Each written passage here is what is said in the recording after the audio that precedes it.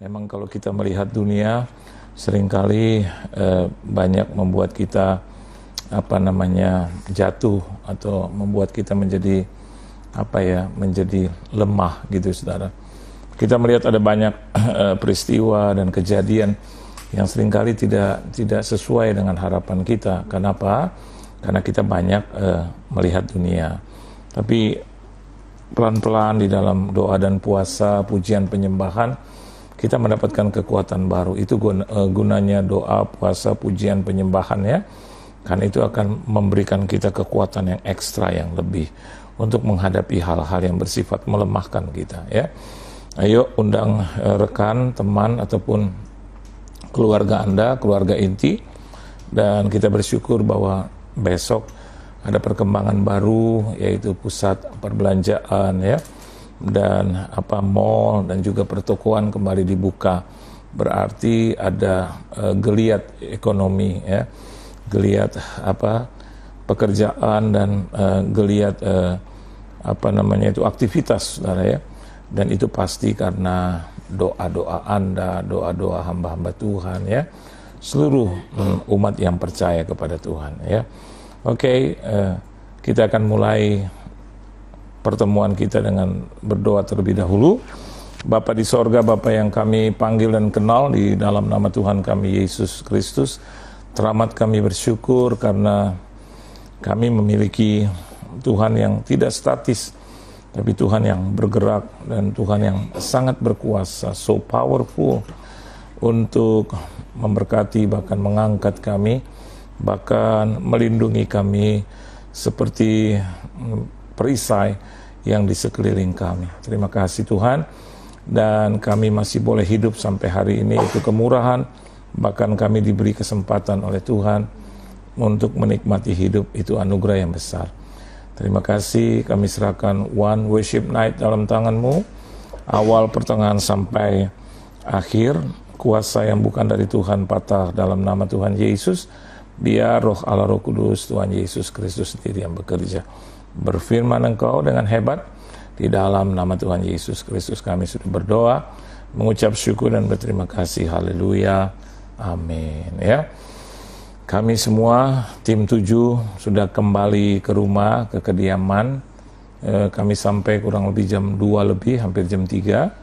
Dan itu adalah anugerah dan juga atas doa-doa saudara owners ya, saya berterima kasih untuk itu, dan Tuhan yang membawa kami pulang. Nah, mari saudara, kita akan melihat kebenaran firman Tuhan yang saya lanjutkan dari Yohanes pasal yang ke-15 ya. Sekarang kita akan baca ayatnya yang ketiga sampai dengan ayatnya yang ke-4, saudara ya. Ya, Yohanes pasal yang ke-15 ayatnya yang ketiga sampai dengan ayat yang ke-5 saja boleh. Yohanes pasalnya yang ke-15 ayat yang ketiga, atau dari ayat yang kedua supaya lebih jelas lagi, supaya kita mendapatkan satu kebenaran yang utuh dan tidak terpotong ya, lanjutan. Mari kita baca bersama-sama dalam trilogi, dan ini adalah bagian yang kedua dari kebenaran firman Tuhan. Ayo baca ayat yang kedua terlebih dulu sampai ayat yang ke-5. 1, 2, 3. Setiap ranting padaku yang tidak berbuah dipotongnya, dan setiap ranting yang berbuah dibersihkannya supaya ia lebih banyak berbuah. Kamu memang sudah bersih karena firman yang telah kukatakan kepadamu. Tinggallah di dalam aku dan aku di dalam kamu. Sama seperti ranting yang tidak dapat berbuah dari dirinya sendiri kalau ia tidak tinggal pada pokok anggur, demikian juga kamu tidak berbuah jikalau kamu tidak tinggal di dalam aku. Yuk, ayat 5. Akulah pokok anggur dan kamulah ranting-rantingnya. Barang siapa tinggal di dalam aku dan aku di dalam dia, ia berbuat banyak, sebab di luar aku kamu tidak dapat berbuat apa-apa. Lihat dari ayat yang ke-2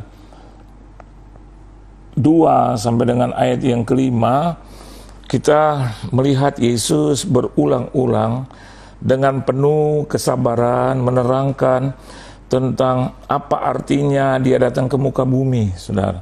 Kepada siapa? Kepada murid-murid. Siapa murid-murid? Orang-orang yang sederhana.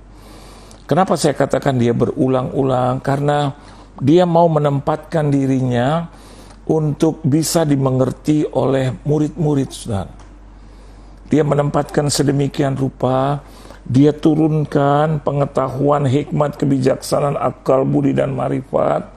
Dia pelan-pelan mengajarkan itu, karena dia tahu bahwa murid-murid seperti saya katakan tadi malam, adalah orang-orang yang terbatas, orang-orang yang sederhana, orang-orang yang penuh dengan kekurangan, saudara. Dan orang-orang memang yang biasa melakukan aktivitas dan tidak dari tingkatan yang tinggi. Saudara, maksudnya apa? Mari kita melihat diri kita sekarang, ya. Yesus selalu pelan-pelan menerangkan kepada kita. Oleh sebab itu, dia izinkan banyak hal boleh terjadi di dalam kehidupan.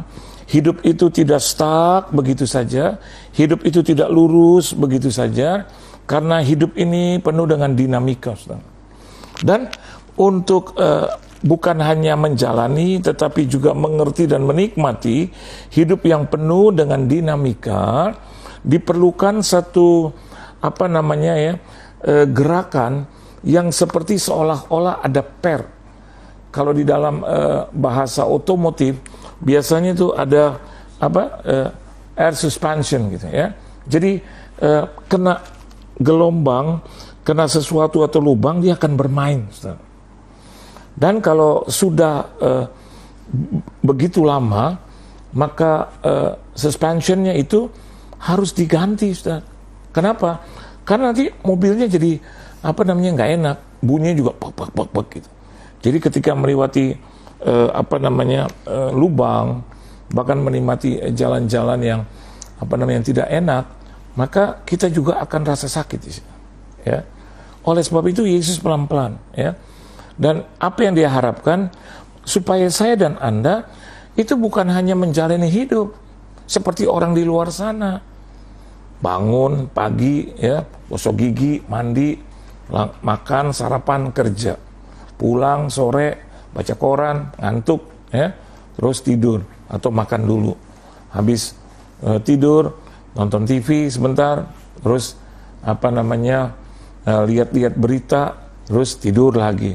Terus saja seperti itu. Sehingga akhirnya ketika dia masuk di usia 40, banyak orang bilang life begins at 40, dia tidak mendapatkan sesuatu yang sesuatu yang menyentak gitu, ya. Kenapa? Karena dia pikir, ya udah nih hidup gitu. Oleh sebab itu banyak orang beristilah gitu, ya sudah, kalau memang hal seperti ini kita terima, kita pasrah. Ini orang-orang yang tidak memiliki suspension yang baik, ya. Tapi kalau orang yang ada di dalam Tuhan, di dalam Yesus, dia punya suspension yang baik, ya, punya daya lentur, saudara, daya lentur. Kenapa demikian? Hasil dari pengajaran Tuhan Yesus Kristus, ya. Lihat, Alkitab katakan begini, saya berani katakan demikian, dimulai dari ayat yang kedua. Setiap ranting padaku yang tidak berbuah, dipotongnya. Dan setiap ranting yang berbuah, dibersihkannya. Supaya ia lebih banyak berbuah.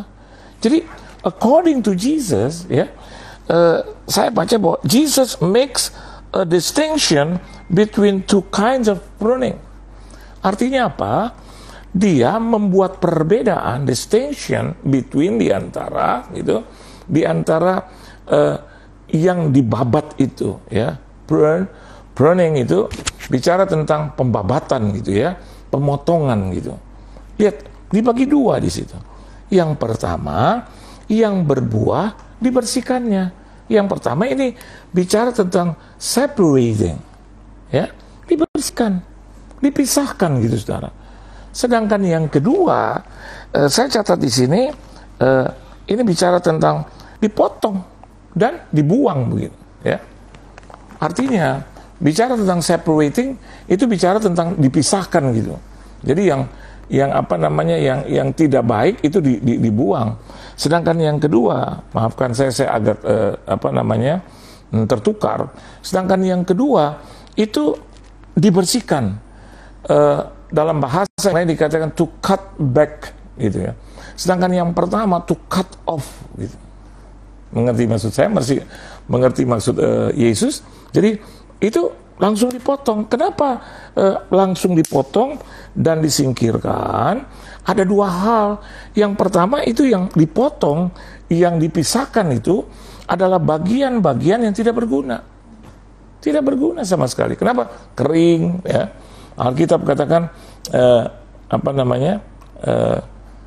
sudah kering ya, sudah tidak berguna, tidak berbuah gitu. Ya buat apa juga dipertahankan gitu. Dan ada hal yang kedua yang mengagetkan saudara. Yang tidak berbuah itu dipotongnya langsung di cut off gitu. Tapi setiap ranting yang berbuah dibersihkannya. Supaya apa? Supaya ia lebih banyak berbuah. Amin saudara. Supaya ia lebih banyak berbuah. Kan ada dua perbedaan kalau begitu. Yang satu langsung dipotong. Kenapa? Karena sudah worthless. Worthless itu tidak berguna gitu. Jadi udah untuk dibakar itu saudara. Dan alasan yang kedua adalah yang tidak berguna ini, yang kering ini, yang mati ini, Yesus katakan nanti bisa mempengaruhi yang lain. Dia seperti cancer. Halo, ya. Kalau kita tahu, dokter tahu bahwa itu adalah daging lebih, kalau daging lebih biasa dimatikan, saudara, ya, dan tidak diangkat. Tapi kalau ternyata ya itu berbahaya, saudara, biasanya dipotong. Kenapa? Memang satu tidak berguna dari situ, dan yang kedua kalau tidak dipotong itu menyebar kemana-mana gitu. Kan cancer begitu. Tapi kalau dia merasa sama seperti gigi, kalau dokter gigi sudah katakan, wah ini udah busuk, angkat, buang. Kenapa? Karena dia akan membusuki yang lain.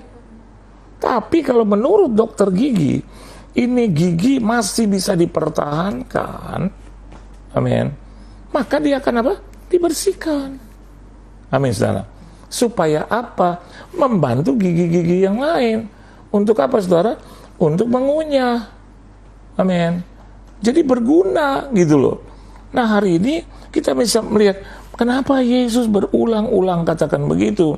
Setiap ranting padaku, ya, berarti saya dan Anda adalah ranting yang tidak berbuah, itu di cut off, dipotong. Tapi setiap ranting yang berbuah, saya dan Anda menjadi orang-orang yang tahu apa tujuan hidup kita, menghidupi orang lain, memenangkan jiwa-jiwa, menjadi teladan di dalam keluarga, menjadi contoh bagi orang-orang terdekat kita, itu akan dibersihkan. Amin. Dan dibersihkannya, saya mau katakan buat saudara, seringkali kalau dibersihkan, seringkali ada hal-hal yang bersentuhan. Betul? Kenapa orang takut ke dokter gigi? Karena mereka tahu, ya, apalagi diplomber ya atau ditambal gitu ya, bunyi zzz, ada singgungan antara apa alat kedokteran itu dan gigi kita. Kalau sakit, lihat saudara, langsung diprotek, disuntik terlebih dahulu. Amin. Gunanya ternyata apa? Untuk membantu yang lain dan memang layak dipertahankan. Bagaimana dengan hidup saya dan Anda hari ini? Jangan-jangan ya belum naik saja, belum apa-apa sudah sombongnya bukan main. Belum diangkat nih. Setelah diangkat itu saudara, ya, petantang, petenteng kanan dan kiri. Diundang untuk Tuhan dan pekerjaannya, alasannya banyak. Banyak alasan. Ya. Sibuklah, padahal dulu waktu tidak belum dipakai atau tidak tinggi, mudah ditemui di mana-mana, gampang. Bahkan belum ditemui sudah menemui diri, belum dihubungi sudah menghubungi diri. Tapi setelah mendapatkan kenaikan, saya mau katakan buat Anda, ya, dibersihkan, artinya sudah melalui proses Tuhan. Dia naik tinggi tapi kadang tidak berbuah. tidak berbuah dan tidak berguna, saudara.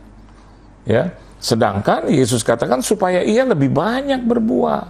Semakin banyak buahnya, semakin tinggi, semakin dia merunduk, saudara.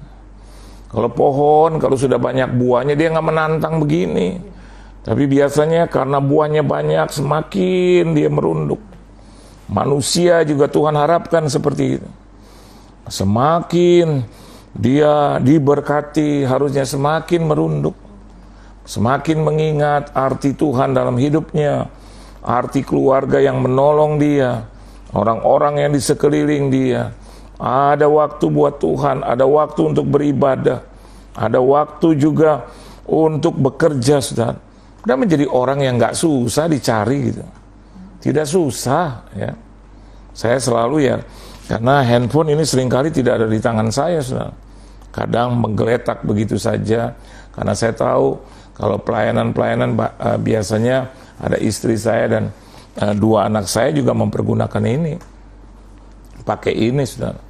Kadang-kadang untuk ngecek, bahkan ponakan istri saya itu Mimin ya, Aven ini juga pakai ya, karena dia administrasi ya, administrator ya, yang mengoperasikan itu ya. Jadi kadang-kadang saya tidak tahu gitu. Istri saya yang banyak mengatur pelayanan, dan anak-anak saya juga atur mengenai teknisnya ya. Advent juga demikian ya. Tapi kalau saya tahu bahwa memang ada pelayanan, ada hal yang harus saya pergi, ada hal yang saya harus lakukan, saya sudah serahkan kepada mereka. Jadi mereka atur saja dengan baik. Bahkan dalam session-session tertentu, Anda mungkin sering menyaksikan ya, ada seorang sekolah tinggi teologi ya, di semester kemarin, semester 8 ya, dari teman daripada Aven, dan dia bilang, Pak D, teman saya ini mau streaming dengan Pak D, bisa nggak? Jadi dia mau ngomong sama Pak D. Saya bilang sama dia, kamu bilang apa? Ya langsung aja ngomong sama Pak D. Terus saya bilang, ya udah, balas aja, bilang oke. Saya nggak pusing gitu, siapa dia ya, nggak usah ditanya, karena saya tahu ada pekerjaan Tuhan di situ. Itu yang. Tapi kalau ada orang yang meminta uang kepada saya, meminta pekerjaan, banyak hal yang saya tidak bisa lakukan di situ. Jadi bukan berarti saya tidak bisa menolong dan tidak mau menolong. Kemampuan saya terbatas untuk hal itu. Ya, saya bukan pengusaha, saya bukan orang yang ya. Seringkali kan orang minta uang sama saya, seringkali orang minta bantuan. Nah, saya diamkan saja dulu. Saya lebih mau tahu bantuannya seperti apa. Ya kalau saya bisa tolong ya, saya suka bilang sama istri saya, hubungi istri saya karena dia lebih tahu. Hal-hal begitu saya suka tidak tahu, sudah. Tapi kalau sudah menyangkut pelayanan, karena saya ini hamba, saya pelayan Tuhan, biasanya banyak 99,9 kalau saya tidak ada pelayanan lain, saya terima. Bahkan untuk urusan kemarin keluar kota dalam keadaan PSBB masa transisi, saya terima itu. Saya walaupun orang bilang, Pak pakai masker, oke. Pak cuci tangan, oke. Pak jaga jarak, oke. Dan saya tahu bahwa Tuhan pasti pelihara saya kok. Ya, orang-orang bilang, Pak ini ada peningkatan, Pak ada zona merah. Ya kalau kita tahu ya kita putar, kita kita hindari. Tapi kalau ada hal yang juga tidak bisa dihindari ya, saya jaga jarak. Habis itu saya cuci tangan, udah saya pakai masker. Nah lebihnya biar Tuhan yang atur. Tapi kalau ada orang untuk live streaming aja gitu susah, saudara. Apa susahnya sih? Ya, alasannya banyak gitu loh, saudara. Saya mau katakan buat saudara, saya mau katakan buat dia, saya juga mau katakan kepada diri kita sendiri. Who the hell are we? Siapa kita? Betul nggak? Populer karena Tuhan, diberkati karena Tuhan, ya kan? Naik karena Tuhan, betul nggak? Punya hidup karena Tuhan. Kemarin salah satu ya kami juga berduka cita menyampaikan bela sungkawa ya, mantan orang nomor 1 di Angkatan Darat ya, mantan Kasat ya, Edi Prabowo, Bapak Edi Prabowo almarhum, dipanggil Tuhan dalam posisi sedang ada dalam liburan, saudara. Dan itu sangat menyentuh saya pikir iya. Kemarin saya ke Rancamaya, Bogor, lanjut ke Bandung ya dengan keluarga. Bisa aja ya. Tapi pertanyaannya begini, akan terasa indah ya. Berbahagialah orang yang mati. Orang yang mati di dalam Tuhan. Kan gitu. Jadi apakah waktu kita masih hidup kita sudah banyak berbuah ya? Kalau memang saya pikir begini, live streaming, ternyata penontonnya juga sedikit. Saya nggak peduli dengan itu penonton. Ada 2, ada 5, itu juga jiwa sudah. Ya. Yang penting waktu saya ada. Ya. Paling habiskan waktu 45 menit sampai 1 jam. Dia bilang, Om Yohan, paling lama 1 jam. Oke, daripada saya duduk-duduk, daripada saya merenung-renung, daripada saya lihat-lihat jam, saya tahu 24 jam saya di rumah, kali udah 3 bulan, kali aja itu. Tiba-tiba ada kesempatan saya bisa menjangkau orang melalui live streaming, why not? Why not? Betul nggak? Dan saya tahu, saya tidak bicara upah, tapi saya tahu yang pertama begini aja, bahwa saya sedang menyenangkan hati Tuhan. Kalaupun tidak diterima Tuhan, nggak apa-apa kalau orang bilang begitu ya. Oh, karena Bapak nganggur, ya nggak apa-apa. Justru menganggurnya ini karena izin Tuhan, kan? Nggak apa-apa. Justru di saat kita lagi banyak nganggur, justru kita lebih banyak berbuah, gitu ya. Nah, pertanyaannya Anda pilih mana? Mau dipisahkan untuk dibakar dan dibuang, atau dibersihkan untuk lebih banyak berbuah? Amin. Nah, lihat ayat yang ketiga. Kamu memang sudah bersih karena firman yang telah kukatakan kepadamu. Jadi setiap kali kita mendengar firman, itu automatically itu ada pembersihan, saudara. Pembersihan otak, pembersihan hati, pembersihan tangan, pembersihan muka, pembersihan kaki. Kenapa demikian? Karena itu firman. Firman adalah Yesus itu sendiri. Alkitab katakan bahwa firman itu adalah Allah. Firman itu bersama-sama dengan Allah. Betul? Pada mulanya adalah firman itu. Dan Yesus katakan, kamu memang sudah bersih. Kenapa dikatakan demikian? Karena firman. Firman yang dikatakan. Setiap firman yang dikatakan oleh Yesus, oleh Tuhan itu sendiri, salah satunya tujuannya adalah membersihkan kita. Betul? Jadi membersihkan secara rohani, itu bukan bicara tentang membersihkan diri mandi gitu, saudara. Ya. Kita juga tahu harus dibaptis kan juga dari firman. Firman yang dikatakan oleh kebenaran firman Tuhan, oleh Tuhan itu sendiri. Oleh sebab itu, kalau Anda bilang, saya sudah bersih, betul, saya dan Anda sudah bersih. Terus Pak, kenapa saya harus lebih banyak berbuah? Ya memang konsepnya begitu. Setelah dibersihkan, gunanya adalah lebih banyak berbuah. Ya, oleh sebab itu Yesus katakan, kamu itu sudah bersih. Saya ini sudah bersih, Anda sudah bersih. Kenapa? Sudah terima Yesus sebagai juru selamat. Setelah terima Yesus sebagai juru selamat karena kita sudah bersih, ada langkah selanjutnya, bukan hanya dibersihkan dan berdiri aja jadi ranting. Alkitab katakan supaya lebih banyak buahnya. Siapa yang diuntungkan? Tuhan yang diuntungkan. Kan di ayat yang pertama dikatakan, akulah pokok anggur yang benar, dan siapa pengusahanya? Bapa. Amin. Nah, kalau saya mau tanya dengan saudara, siapa yang diuntungkan? Bapa yang diuntungkan. Karena Bapa adalah pengusahanya. Saya dan Anda adalah ranting-rantingnya. Yesus adalah pokok anggurnya. Kalau Yesus mau diperintahkan Bapa di sorga untuk menjelma menjadi manusia, kenapa kita tidak mau menjadi pribadi yang bersih dan dibersihkan untuk lebih banyak berbuah? Amin. Dan terus di ayat yang keempat, ini menjadi inti dari pokok khotbah saya atau perkataan ini. Tinggallah di dalam aku dan aku di dalam kamu. Dalam bahasa Indonesia, tinggal di dalam aku dan aku di dalam kamu. Dalam bahasa Inggris dikatakan gini, remain in me and I Nah, lihat sekali lagi, coba renungkan dengan baik. Tinggallah di dalam aku, remain in me, and I I will. Amin, saudara. Jadi gini, begitu saya dan Anda tinggal di dalam Kristus, ya, kalau menurut Yesus katakan, and I will remain in you. Ya, tapi dalam bahasa kita akan berkata, dan Tuhan tinggal di dalam aku.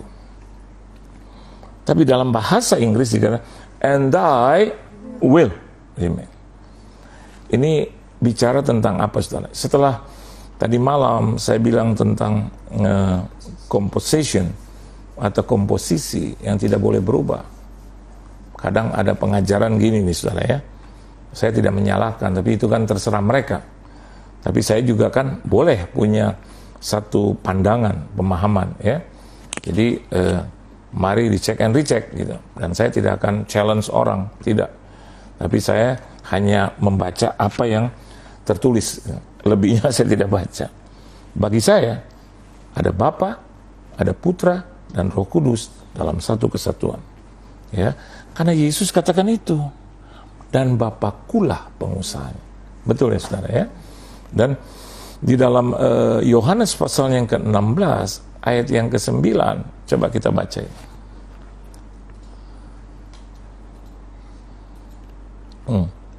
Dalam bahasa Indonesia ayat yang ke-9 dikatakan, ayat 8 dulu kita mulai, dan kalau Ia datang, siapa Ia di situ? Roh Kudus. Ia akan menginsafkan dunia, pertama dari apa? Dosa, terus kebenaran dan penghakiman, ya. Kenapa itu? Ayat yang ke-9, akan dosa karena mereka tetap tidak percaya kepadaku. Jadi saya mau katakan buat saudara, karena dosa Ia datang untuk menginsafkan dunia akan pertama apa? Dosa. Dan orang yang tidak percaya kepada Yesus berdosa, ya, lihat.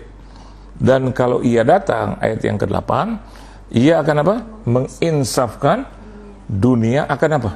Dosa. Lihat, ayat 9 diterangkan, akan dosa karena mereka tetap tidak percaya.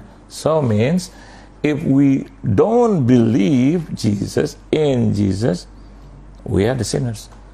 Itu. Ya. Dan yang saya mau terangkan di sini tadi kan Bapakkulah pengusahanya.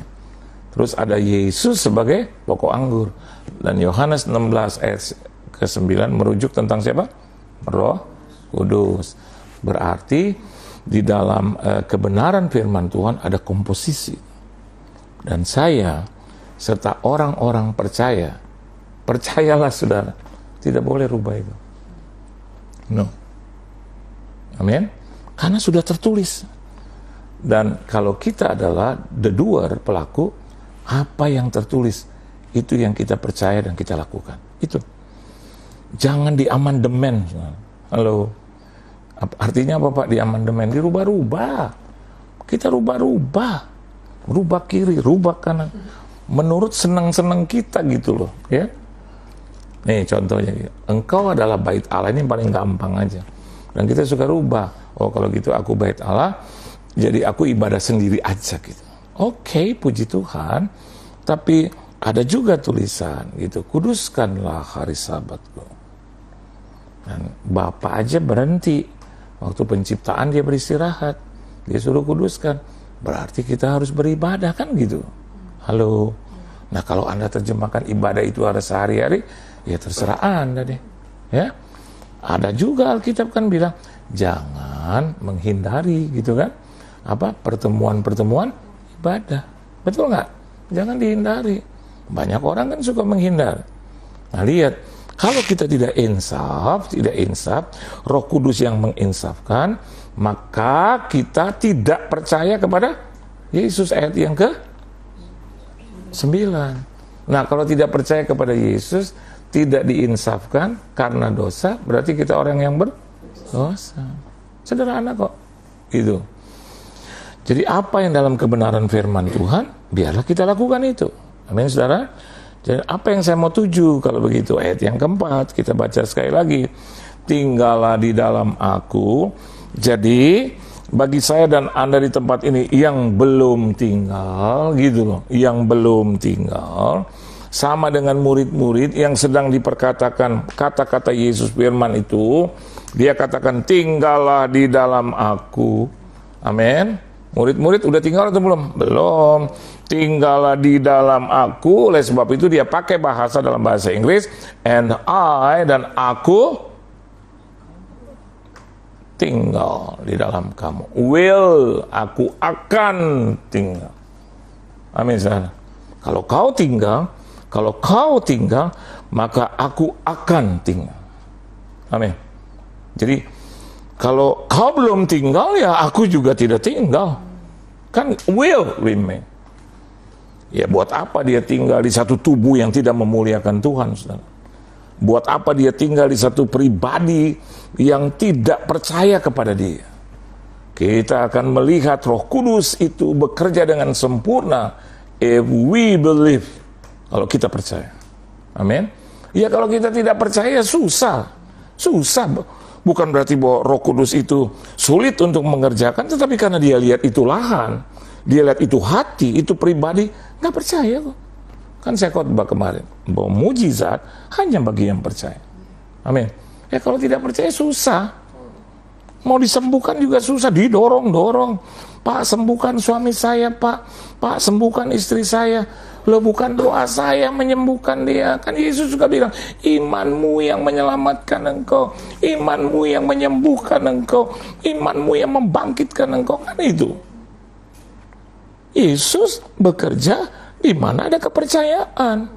Yesus bekerja di mana ada iman.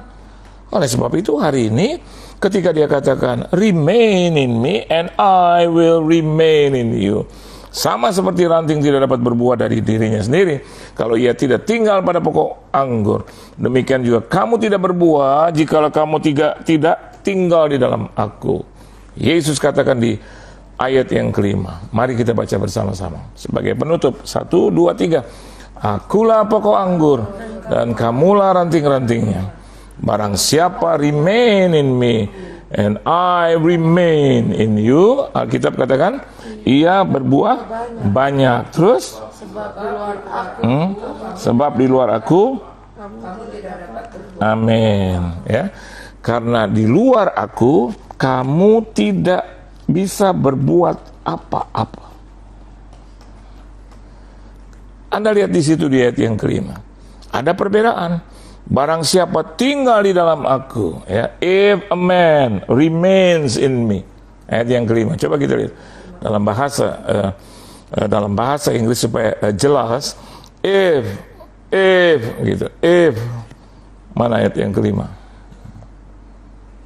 Ya, mana dia? The one who remains in me and I in him. Amin. Alkitab tidak bilang and I will be in him. Betul? No, Alkitab tidak bilang begitu, ya. Dalam bahasa KJV mana King James? Ya. And I in him. And I in him, ya. Alkitab tidak katakan and I will be in him, ya. Barang siapa tinggal di dalam aku dan aku di dalam dia, sudah ada sinergi di situ. Amin, saudara. Akulah pokok Anda dan kamulah ranting-rantingnya. Ketika sudah bersinergi, maka Kristus katakan barang siapa, it could be anybody, tinggal di dalam Yesus dan Yesus di dalam dia, dia akan berbuah banyak. Sebab apa? Di luar aku kamu tidak dapat berbuat apa-apa. Jadi hal yang kedua, lihat jelas ayat yang keempat dan ayat yang kelima. Ini bicara tentang compensation. Apa, saudara? Compensation. Ada kata yang berkaitan satu dengan yang lain, ya. Alkitab bilang apa di situ? Tinggallah di dalam aku dan aku di dalam kamu. Itu 4, ya. Ayat yang keempat. Jika saya tinggal di dalam Yesus and he will be in me, compensation. Apa? Compensation. Jadi satu jaminan ganti kerugian. Halo, Pak, kok arahnya ke situ? Iya. Gini nih, waktu kita masih di dalam dunia, terus kita akan tanya kepada Tuhan, kalau aku tinggal di dalam Engkau, apa yang ku dapat? Dan itu jawaban normal, saudara. Ya, itu bukan berarti bahwa kita adalah robot-robotnya Tuhan. Oh, enggak, kamu harus dipaksa. No. Yesus selalu punya jawaban. Ya, jawabannya apa? Dia katakan yang pertama, kalau kau tidak di dalam aku, maka kau tidak bisa berbuat apa-apa. Itu, ya. Dan dikatakan juga, kalau kau di dalam aku, maka engkau akan berbuah banyak. Ini bicara tentang kompensasi. Banyak orang Kristen seringkali ya, kan suka argumen dengan saya. Iya Pak, kalau saya hidup kudus, terus Pak, tuh tanyanya begitu. Terus saya bilang, di dalam Yesus selalu ada kemenangan. Yesus bilang, Alkitab katakan, kuduslah engkau karena aku ini kudus. Kan gitu. Ada kompensasi. Seperti atau semacam ganti kerugian. Kalau kita tinggalkan dunia, ada kompensasinya kok. Apa? Hidupmu dijagai. Amin, saudara. Hidupmu diberkati oleh Tuhan. Ya. Jadi tidak usah lagi sekarang atau hari ini kita berpikir bahwa kalau kita di dalam Yesus Pak ya, rasanya dulu gampang deh Pak, tapi hari ini menjadi susah. Siapa yang bilang begitu? Ya, kompensasi itu bicara imbalan gitu. Masa sih nggak ada imbalannya, saudara? Halo, ya, ini maafkan saya. Di dunia aja kita kerja kita dapat imbalannya kok, betul nggak? Anda sekolah tinggi, Anda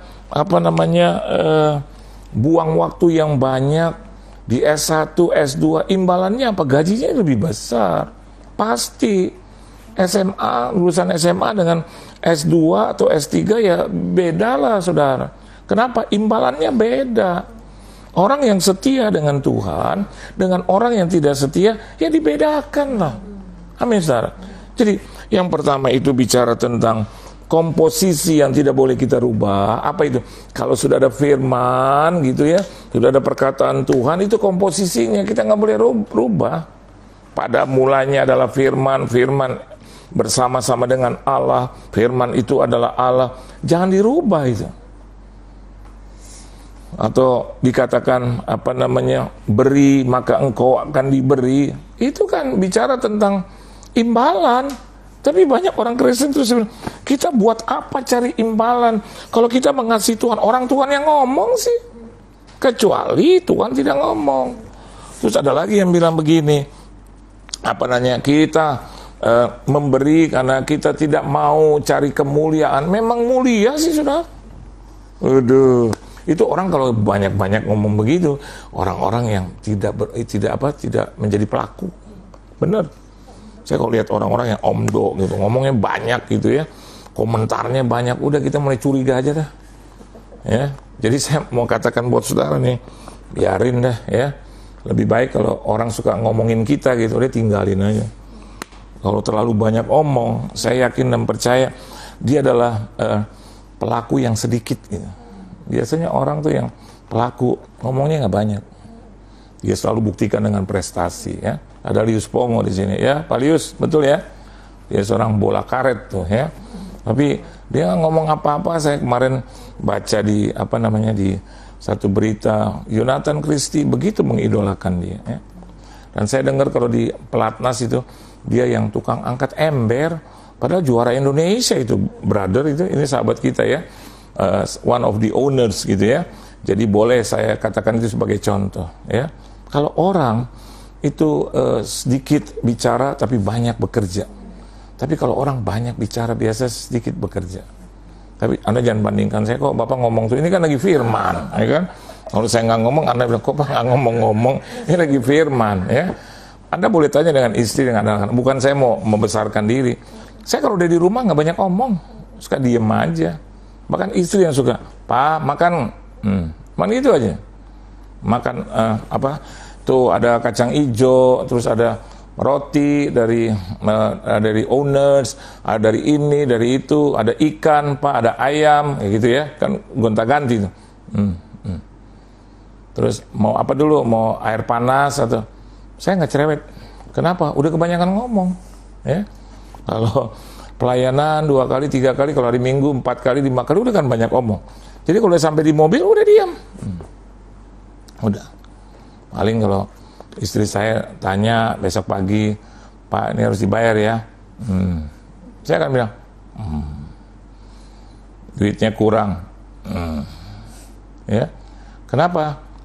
Ya udahlah, kita lihat aja apa yang ada pada kita, ya. Daripada kita debat-debat, ngomong urusannya terus berantemnya di keuangan lagi, di prinsip lagi. Udahlah. Saya tahu bahwa Tuhan saya akan memenuhi kebutuhanku, ya. Hari ini 3 bulan. Kita sudah ya, hampir 3 bulan. Anda tanya kepada saya, Pak, bagaimana Tuhan atas menangani Bapak? Diberkati. Ya, diberkati lah. Dapat roti, itu namanya berkah. Oleh sebab itu saya suka tulis, terima kasih. Terima kasih. Yang penting kan kita nggak minta gitu loh. Dan itu Anda beri owner, terima kasih kan dari relung hatimu yang terdalam. Tadi dapat makanan, ada tulisan thank you Om Yohan gitu. Apa thank you-nya? Dia bilang iya one worship night memberkati saya. Oh amin. Pak nggak bisa kasih banyak, amin. Nyata saya lihat kuenya banyak gitu ya. Terus ya kita suka posting, itu rasa apa? Rasa terima kasih kita. Apa kata lainnya? Kompensasi. Bukan mau membesar-besarkan, ini yang kita bisa bantu, ini yang harus kita haturkan. Terima kasih. Kita video call, kita bikin film ya, video, terus IG story, terus kita bilang thank you ya titik-titik Lius Pongo, thank you ya titik-titik siapa lagi tuh? Elizabeth Elwil, thank you ya Rainer Angel, thank you ya siapa lagi tuh? Nelly Lee, thank you lah Keisha, terima kasih ya Yurike, thank you. Itu apa? Kompensasi. Betul nggak? Di dalam Tuhan ada kompensasi. Dia bilang kok, kalau kau tidak di dalam aku, maka di luar aku, kamu tidak dapat berbuat apa-apa. Oh kalau gitu Tuhan, saya harus di dalam engkau. Ya harus. Supaya apa? Bisa berbuat apa-apa. Betul nggak? Dalam keadaan dunia resesi, tetap resepsi. Ada orang lagi nyinyir bilang, wah pesta-pesta. Resepsi artinya seperti orang mengadakan pertemuan, ada makanan di situ. Jadi kan keluarga kan bikin pertemuan. Tiap hari kan di rumah terus ketemunya sama siapa? Keluarga.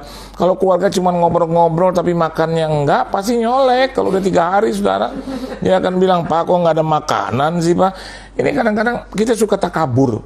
Jadi kalau Anda dengarkan komentar-komentar gitu, udah abaikan, delete, langsung blok, udah blok aja. Kenapa? Kan saya pernah juga bilang, jangan cari tahu atau jangan bicara hal-hal yang tidak harus dibicarakan. Jangan dengar hal-hal yang tidak harus kita dengar. Jangan cari tahu apa hal-hal yang memang tidak harus kita tahu. Gitu. Jadi kalau udah annoying, sudah udah dibully sedemikian rupa, kan Anda punya hak, udah delete. Namanya juga media sosial. Yang penting di sorga tuh nggak ada media sosial. Dalam arti kata yang nggak dinilai di situ. Di sorga penilaiannya adalah hidup hari-hari, bukan ya. Di media sosial, sampai ya kan, bukan itu yang dinilai. Baju, rambut tergerai-gerai, enggak dinilai. Yang dinilai kehidupan sehari-hari. Benar. Apakah kita benar, hati kita dinilai oleh Tuhan. Perbuatan, tindakan kita itu dinilai oleh Tuhan. As long as you remain in God, in Jesus. Selama kita tinggal di dalam Yesus, itu yang dinilai. Kita akan berbuah banyak. Amin. Terus kita bisa berbuat apa-apa. Amin. Jadi ketika kita tinggal di dalam Tuhan, nggak ada cerita tuh, memang krisis ya, tapi tetap eksis ya. Bukan berarti terus kita tetap ke salon ya.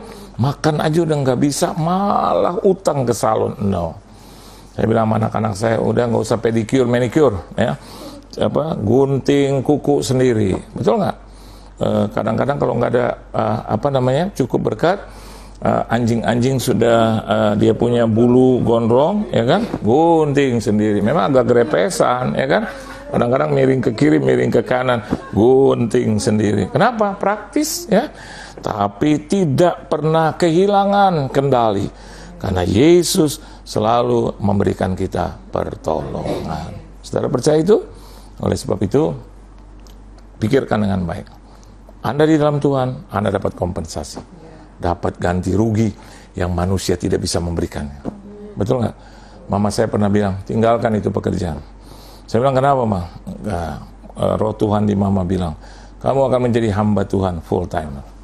Kompensasinya saya bilang, gimana saya makan? Ya wajar kan? Saya tanya gitu, bagaimana saya makan? Saya nggak punya apa-apa, diam aja di rumah. Oh tidak, kamu akan tetap bisa makan. Terus anak-anak gimana? Tetap dapat sekolah. Siapa yang berikan? Tuhan akan memberikan kompensasi, ganti rugi Anda meninggalkan dunia. Apa itu? Hal-hal yang bersifat dunia. Saya punya banyak teman-teman yang, maafkan saya, di dunia sekuler nggak kekurangan. Tapi mulai membatasi.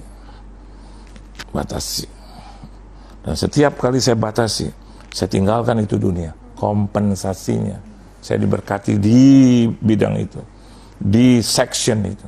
Anda meninggalkan, katakanlah perbuatan tercemar, Anda akan diberkati di hal itu. Anda meninggalkan perkataan kotor, Anda akan diberkati di situ. Anda meninggalkan kehidupan kedagingan, Anda akan diberkati di situ. Anda meninggalkan malas, Anda mau rajin, Tuhan ganti kompensasinya. Anda akan menjadi orang yang sehat, orang yang diberkati Tuhan. Jadi tiap section, tiap bagian yang Anda tinggalkan, tiap-tiap bagian itu juga Anda akan diberkati di situ. Tuhan Yesus memberkati. Layani Tuhan selama kita mampu. Layani Tuhan selama kita masih punya waktu. Layani Tuhan selama kita masih kuat, saudara. Layani Tuhan pada saat kita lagi top-topnya. Pada saat kita lagi terkenal-terkenalnya. Kalau Anda adalah ketua dari salah satu organisasi, di situ Anda layani Tuhan. Anda menjadi selebriti yang terkenal, di situ Anda harus melayani Tuhan. Anda menjadi the center of the light, di situ Anda harus melayani Tuhan.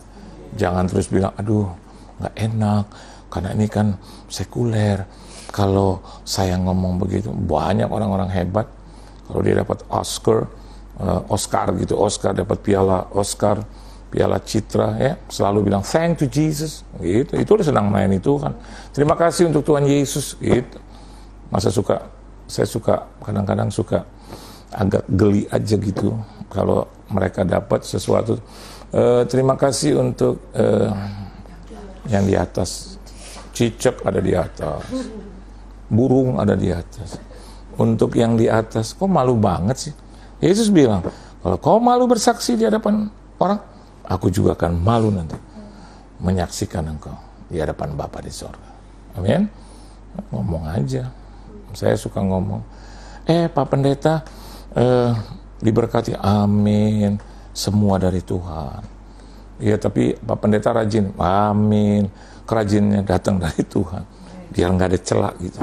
Dan tiap kali kita melakukan itu, ada kompensasi, ganti rugi, imbalan. Kita hanya orang munafik yang bilang nggak perlu imbalan, kerja aja perlu imbalan. Siapa di muka bumi ini? Ayo, I challenge you. Yang bilang saya nggak digaji nggak apa-apa. Ya, biarin kerja Rodi, ya, makin meningkat, malah kejar itu supaya apa? Mau jadi orang berkuasa. Nah, saya mau katakan buat saudara, itu bukan hal yang salah, ya. Apa? Ya, kau hebat, kau luar biasa, kau sekolah, kau punya pengalaman, artinya ada kompensasi. Saya dan Anda, apalagi kau di dalam Tuhan, Lebih hebat lagi dalam Tuhan, kompensasi imbalannya lebih hebat. Penyakit dilalukan, betul nggak? Berkat Tuhan limpahi. Pak ngomong berkat, orang lagi ngomong berkat. Memang Tuhan bilang berkat.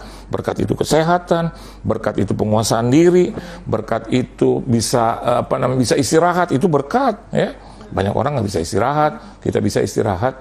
Pak saya nggak bisa tidur, tinggalkan itu obat, tinggalkan. Terus Bapak enak aja ngomong, iya saya sudah ke psikiater, udah tidur aja, kalau kau ngantuk juga tidur. Hari ini bisa tidur, bahkan kebablasan tidur. Kenapa? Karena otaknya harus ada Yesus, hatinya harus ada Yesus.